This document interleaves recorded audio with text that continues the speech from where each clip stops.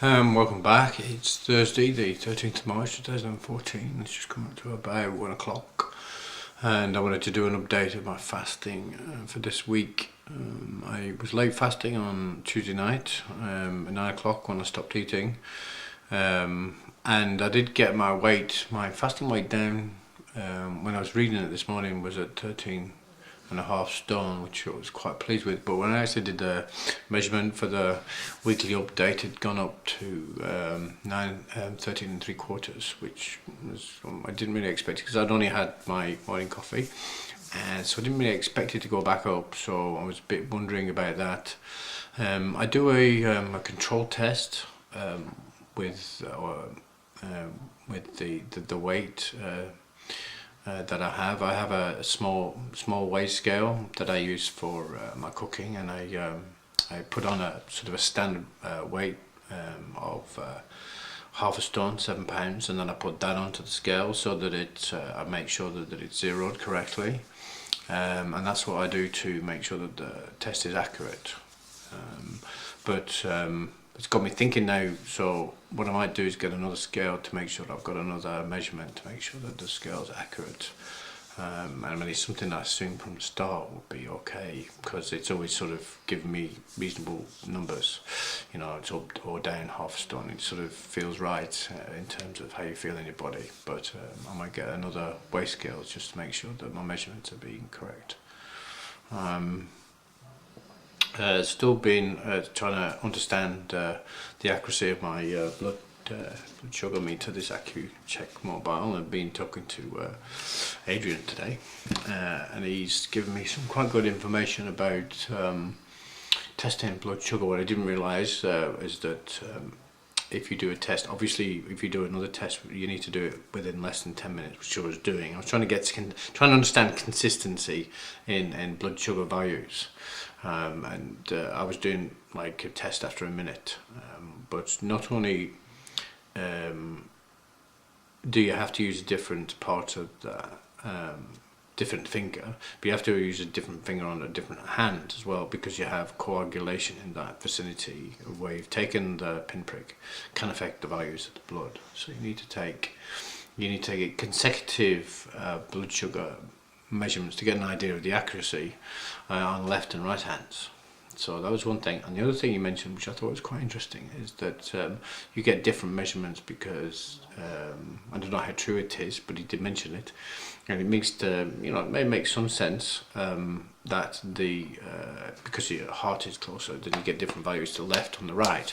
Now I assumed that would mean that my left hand side would be higher than my right hand side, because by the time it gets to the right hand side, my knowledge of this is not brilliant, but you would have thought that there'd be less sugar in the system as it moves to the right hand side and the left hand side. The left hand side being closer, more blood sugar, so a higher value.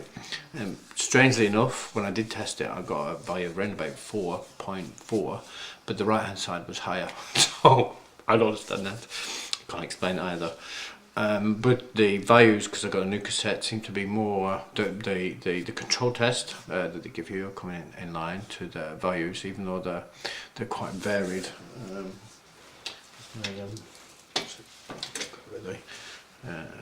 No, I had I think the values are between 3.4 and 4.4 at the top of my head, and 7.5 and 10.2 or something like that. So there's quite a range of acceptable values between from the lower and upper limits. And reading around what I can find on the net so far, a normal blood fasting range will be about 5, and they're saying a target number, but this is for probably because it's mostly loaded in people with diabetes that are looking for this sort of information, that after a meal of after your meal, 2 hours after the meal, the number should be around 9. Now 8 or 9. It's just for normal. So I'm not talking about if you have some sort of condition that affects your blood, diabetes or whatever. I'm not talking about. I don't know anything about that. And just making sure that the warnings are right there.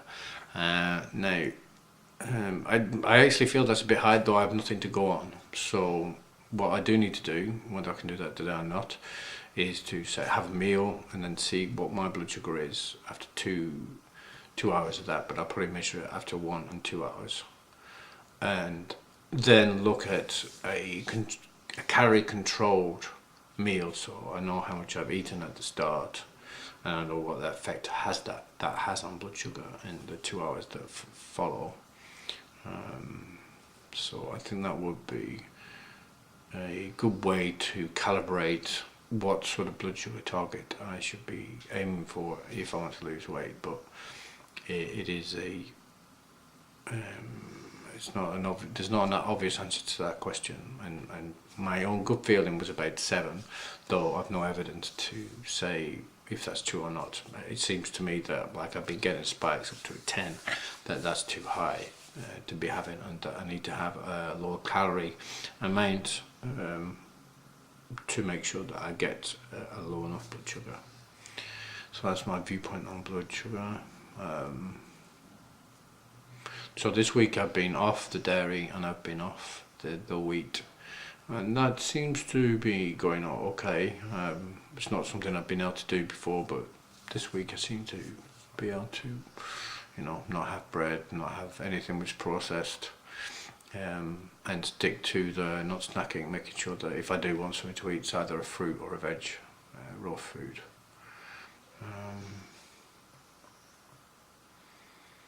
That's about it. Still need to do my creative visualization for this, and it's on my to-do list.